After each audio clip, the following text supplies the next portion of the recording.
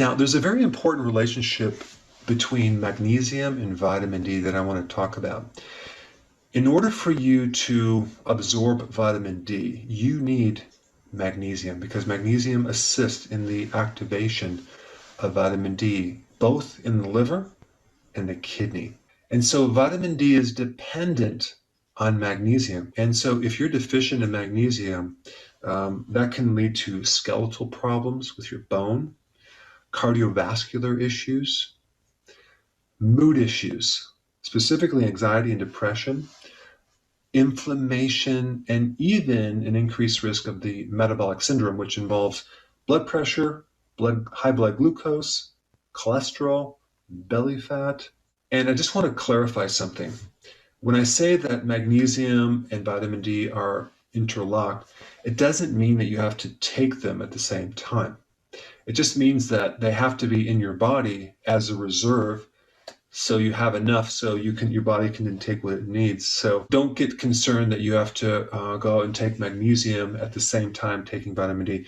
My point is that you just don't want to be deficient in either one of these because they're both dependent on each other. Because just as magnesium is required for vitamin D activation, vitamin D also stimulates the absorption of magnesium. So they both work hand in hand. So I wanted to talk about the 5 most common subclinical magnesium deficiency symptoms, okay? Magnesium is a coenzyme, okay? What does that mean, a coenzyme?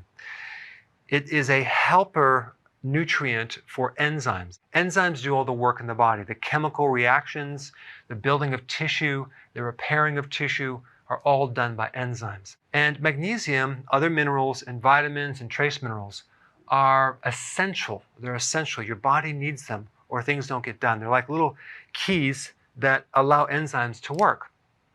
And magnesium is involved in over 300 enzymes, okay?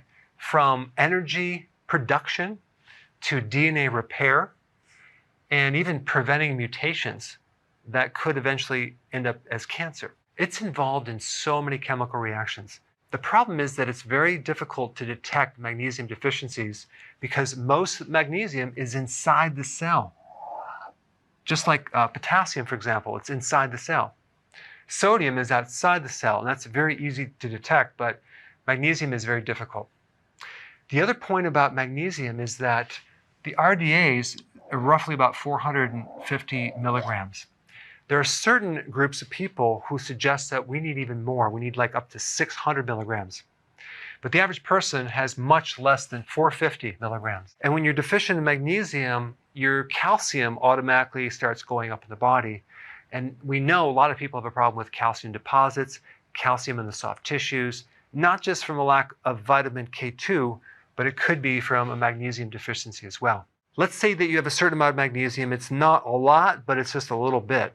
The body is going to ration out that magnesium to only essential places, only essential proteins, things that involve present time survival, not long-term repair or even probably preventing mutations. And you can have more mutations and less repair in the body. So there's 5 big clues that you may have a subclinical deficiency of magnesium. Number 1 is fatigue, because magnesium is involved in creating ATP, which is the energy currency of the body. Number 2, cramps, especially at night in the calves, in your feet. Number 3, high blood pressure, because without magnesium, you won't have the elasticity in the circulation in the vascular system. So things become hardened, okay? And that's going to increase the blood pressure. Number 4, you become stiff, especially in the morning when you get out of bed. Number 5, irregular heartbeat. But potassium is also involved as well, so it could be a combination. So you might have skipped heartbeats and then maybe a palpitation. Then the beat starts becoming irregular. It's just a simple mineral deficiency. So these are the 5 clues that you may have a magnesium deficiency. So where do you get magnesium? Okay, it's at the heart of something called chlorophyll. And chlorophyll makes up the green stuff in leafy green vegetables. So the solution is very simple. Add a very large salad or 2 medium-sized salads to your day and get enough magnesium and watch these go away. Thanks for watching.